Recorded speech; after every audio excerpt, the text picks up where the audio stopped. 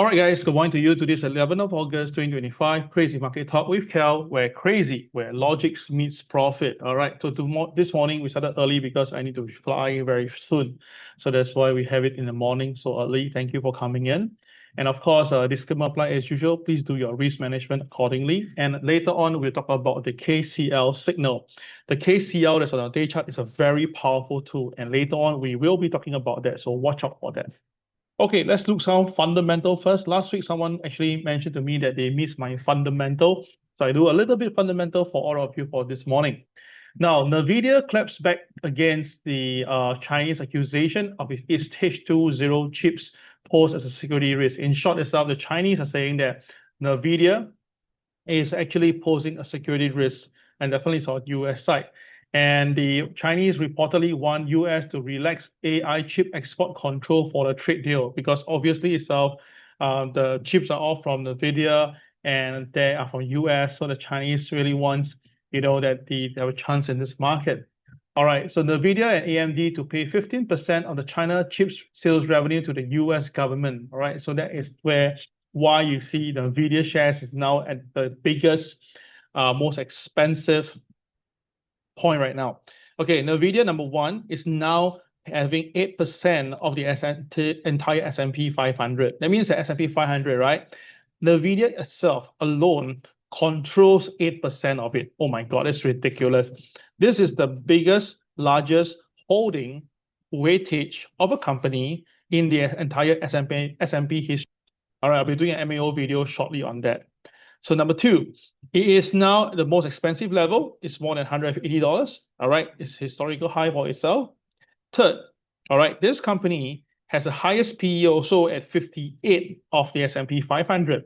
That means mathematically you need to have 58 years before you can break even on NVIDIA based on the dividend. All right, so that is why, to me, this is a NVIDIA bubble that is happening right now. All right, on another note itself, SoftBank basically select banks for US IPO, and European leaders are going rally behind Ukraine against prepare for the Trump and Putin meeting. I don't think there will be any outcome from this. It's very clear. It's impossible that this Putin will let go. So to me itself, this is going to be a non-event, but definitely Donald Trump will use the best of it to get himself again on the high search, right? And of course, very importantly, we just celebrate our 60th birthday for Singapore. Happy birthday to Singapore. And last of not least itself, right, is that now AIs are the main driver. Everywhere itself is on AI, and everybody's on AI. To me itself, is a very replicate of what happened in 1999, the dot-com crisis. So later on my MAO video, do watch out for that. It will be showing you very important information that I think you can use it for your trading for these 2 days itself. Okay, for these 2 weeks. All right, so watch out for that. Okay, so with that, that will end my fundamental sharing. Let's go into the technical right now.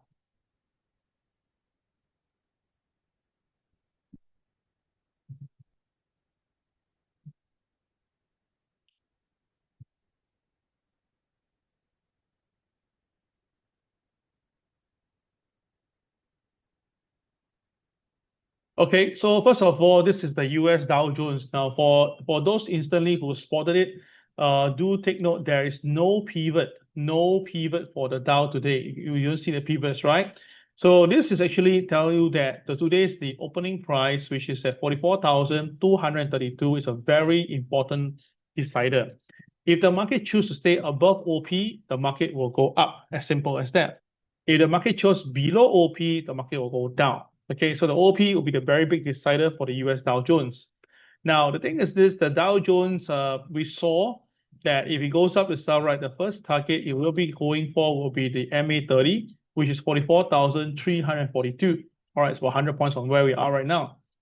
Now, if the Dow goes down instead, the MLP will be 44,125. That's MLP level. Okay. Now, one thing to note is that the KSI maintained in the red area. KSI maintained in the red area. That means the boys are still trying to sell the market. So it's very different to see this because a lot of people will say that, but Kel, the price is going upwards, right? So how can that be? Well, you put it in technical terms, it's called a divergence, okay, whereby the market is doing different things. Okay. So to me, that doesn't matter. Just take the OP rule for today, trade against with the OP. Now, if the market really breaks below OP, the MLP will be the first target. Just remember that, okay? Now, the KCX have been very bullish. So you can see the retailers have been buying non-stop. Yeah, the retailers. So if you look at it, retailers actually been making money. All right, so that is something to take note of. Okay, so that is the Dow Jones for you this morning. Let's go to the gold market right now. All right, so take a look at gold. Now, before you start the analysis, you notice there's no diamond there. Right click, put refresh button. Yeah, right click, refresh. You'll see a diamond popping up. That is all it is. Okay, now there's a diamond here, put it in. Now, again, it's always good to use the coloration that I always mention, white color for your diamond line. That'll be good for you. Okay, so now you can see with this chart, now you can see better why the gold last Friday came down so close to the diamond line and rebounded, because the diamond line exists there. So as long as market stays above the diamond line, it's actually a good buy. So on Friday, when gold was coming down, right, gold came down very strongly. Gold came down to the low of 3375. I was at 3378 area. I was telling my friend of mine, say that if you don't mind taking a risk, try to buy at 3378. He said that, why do I buy that? I thought it was the diamond line 3375. So he asked me, why don't we wait for it to trip and then we buy? No problem. You can do whatever you want. But to me itself, buying above the diamond line is the most important rule. Okay, just buy above the diamond line. So of course, after that, the gold recovered very strongly all the way up. And we all know this what happened was because the gold futures was tariffed by the Donald Trump administration. So there was two sides of it. Some people say that, well, like that itself, the gold price should go higher. But on the flip note itself, someone said that the gold should go lower because of the tariff. So there's a big scam in between. All right. But to me itself, right, the cash market, the futures market for gold has went up to as high as 3,450. So which means that the futures actually went up to 3,450. Wow, that's amazing, right? And apparently this is my same target that I mentioned to you before. All right, for those who have not seen this chart, I'll show you right now. Okay, so hold on. This is my chart that I have drawn recently. Okay, you can see that the gold price has been consolidating at this point here, yeah, for quite a while. So the thing is this, a simple mathematics itself, right? Here's 3151. This is 3454. So what I did was that I did a simple mathematics. I take 3454 minus 3151. I get the bit difference. And I plus it back to 3454. I get a number of 3754. So which means that if the goal is to really go up and break out the point here, gold will be really going towards a potential high of 3754. Now, from where we are right now, it's like basically $400. All right, there's a lot of profit to make, and that's the reason why I believe the next 6 months to 8 months, if you concentrate on gold, it will be a very, very good money to make. All right, so guys, if you remember the KCX rule, day chart rule, do follow that itself. And later on, when I do the KCL, listen to me carefully. Yeah. Okay, so that is my view on gold. If you ask me, right? So now gold is trading lower. It's trading below OP, right? 3397 is OP, now trading below OP, so it's coming down. It's expected because the boys are selling while the retailers are buying. So always trust the OP rule, especially when he tripped the MLP. You notice that when he hit when the market is KSI, it's actually red in color. You will notice that the market has a tendency to go up to the MLP, trigger it, and then pull back. So vice versa, when the KSI is green, the market had a tendency to go down to the MLP and then recover from there. It's a very interesting thing. You try it out on your own and you will see my point. It's a very interesting phenomenon. All right, then try it out, okay? Let me know if you see that, yeah? All right, next thing I'll share with you will be Bitcoin, yeah? Bitcoin. Now, Bitcoin, same thing. There's a diamond over here. So just put it there, a stack diamond, and I put it over there. Okay, and you can see why last Friday, the market trips the diamond line. Then on Saturday, it trades again. But yesterday, Sunday, a lot of people in Vietnam made a lot of money from Bitcoin because they buy above the day chart diamond line. They buy about 117 area and then they sold at 118 and today 119. Wow, fantastic. They are really making loads of money in the market. So I hope that my friends in Singapore, Malaysia, Indonesia, they can also be following through. Yeah. Okay, so today is the Bitcoin. It will continue to go higher. It's very clear that the Bitcoin is going to travel towards the pivot one at 119,981. Okay, 119,981. Very highly, it should be going towards this particular level. Okay, so traders, watch out for that. Yeah.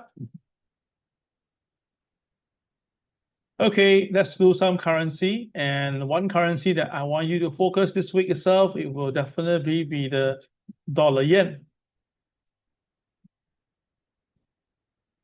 Now, if you can see, this is the dollar yen chart. And why am I focusing on this? Because I expect the dollar to fall. So the thing is this, the dollar yen has been sideways for 5 days. And you can see that the boys are already selling. The retail are already selling. So it's holding up because of the dollar strength at this current moment. But I believe that the dollar strength will be taken out because the US bond is not doing well at all. The recently 10 years and 30 years bond auction itself wasn't doing very well.